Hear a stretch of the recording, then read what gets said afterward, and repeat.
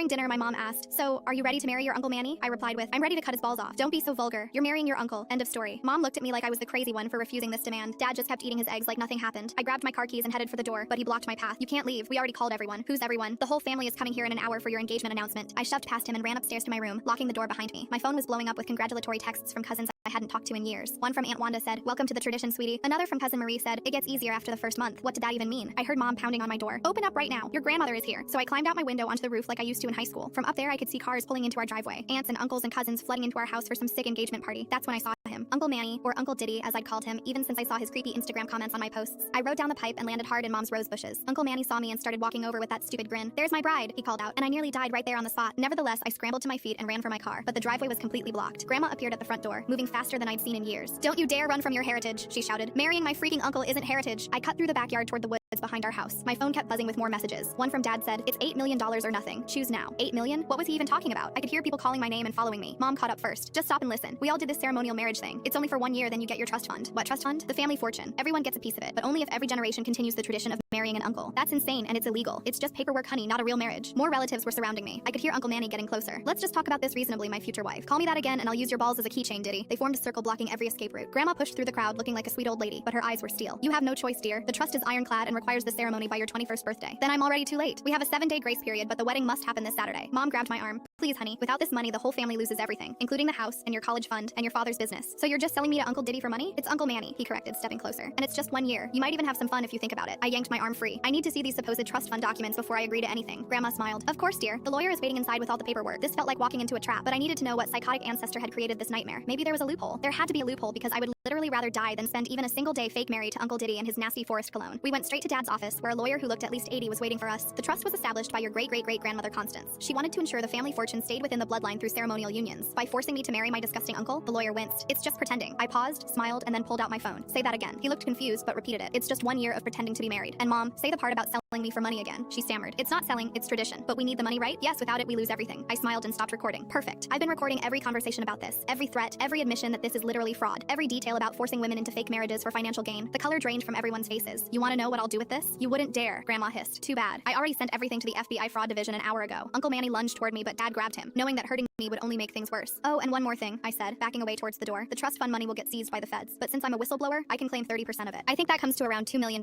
"You snake," my mother spat out, but I didn't bother responding since most of them were going straight behind bars.